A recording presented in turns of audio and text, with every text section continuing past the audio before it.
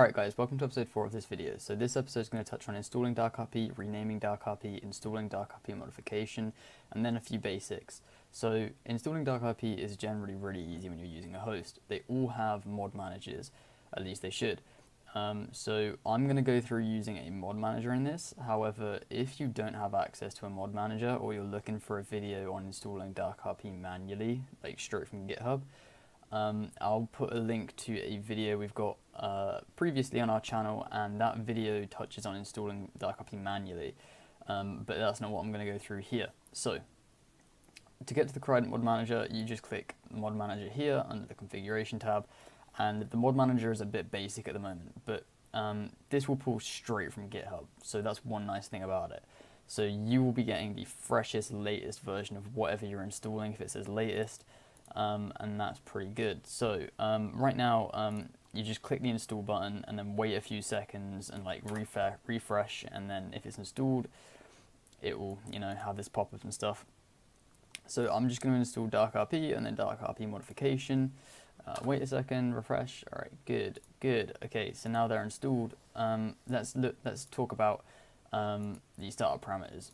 So you're going to have to come in here and you're going to have to rename this to DarkRP. Your host will have its own kind of variant of startup parameters. This is what ours looks like for Crident users.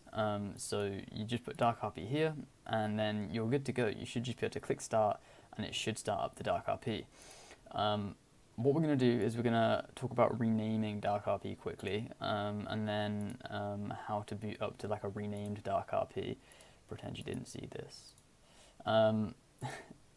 So what you want to do if you want to rename DarkRP, so I'm going to delete all of this stuff because we don't need this and it's just going to make it a bit easier to understand. So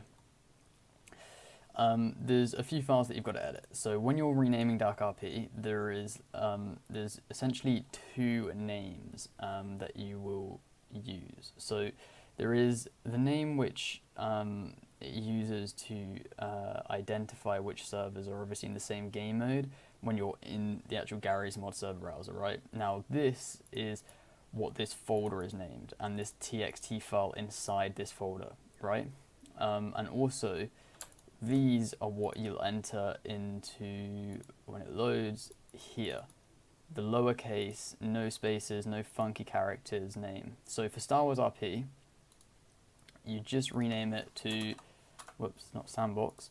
You just rename it to Star Wars RP, hit enter, and then you're good. So then you can click in here, and you've also got to name this exactly the same as that folder. So let's name it, let's use Military RP as an example for this one. Whoops, if I can spell that helps.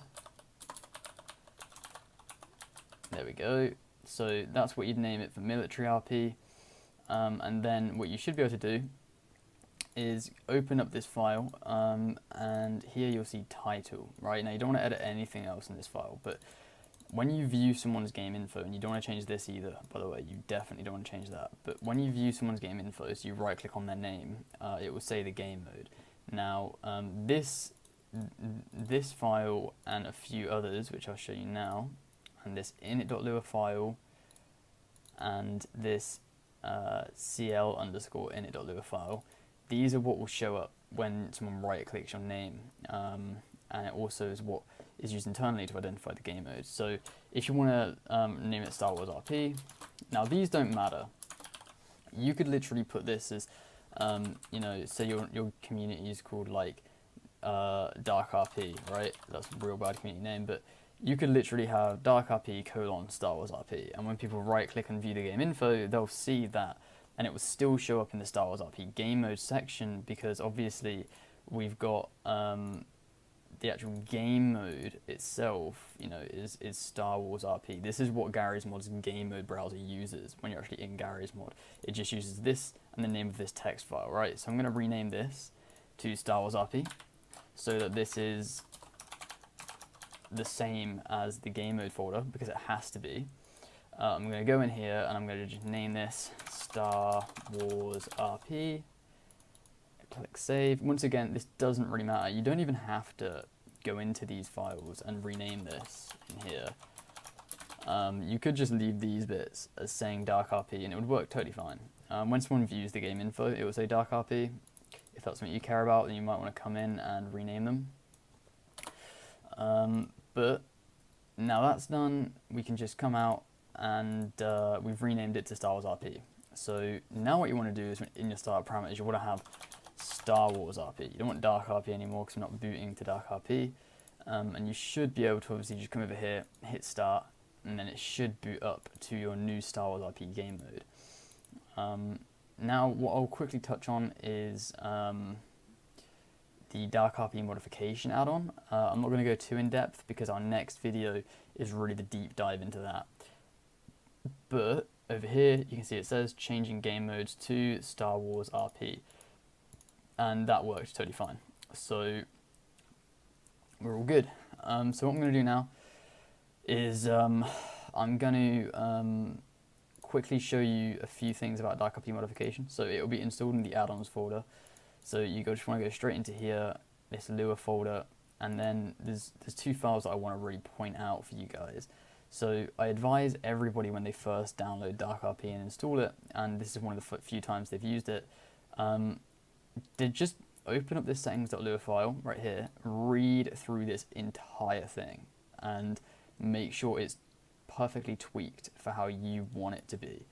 The nice thing is, if you're like editing this on our like browser thing, whatever this is, like file manager in the actual browser, you've got sans-text highlighting, so it's all color coded, which is real nice because that means that you guys can easily kind of read through this, as opposed to if you were say using like a text file editor, like a basic one.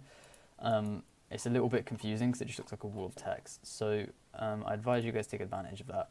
But I also really advise that you go in here and you set this here to true to disable Falco's admin mod, which is fadmin. That's the scoreboard. Most people will install ULX when they're setting up a DarkRP server. So you don't want a second admin mod because that ain't going to speed anything up, is it? So I really strongly advise that people come in here and turn this off. And also if you scroll down a little bit, you'll see here, these are the default DarkRP jobs. So you might want to also set these to true to turn them off. You might not want them. And you might want to also disable the default DarkRP weapons and the default DarkRP drug lab and gun lab and money printer. All of this stuff you might want to turn off. You might want to turn off this AFK mod, which is actually off by default for some reason. Actually, I'd advise turning that on. You might want to turn off this sleep thing. That's not used by like anything realistic in DarkRP, and it will only really cause issues too if like people are messing around. So yeah, I advise you fully read through those files, and obviously the DarkRP custom things. This is what we'll be going through in the next video. So until then, I hope you guys have a great day, and I hope to see you on the next video.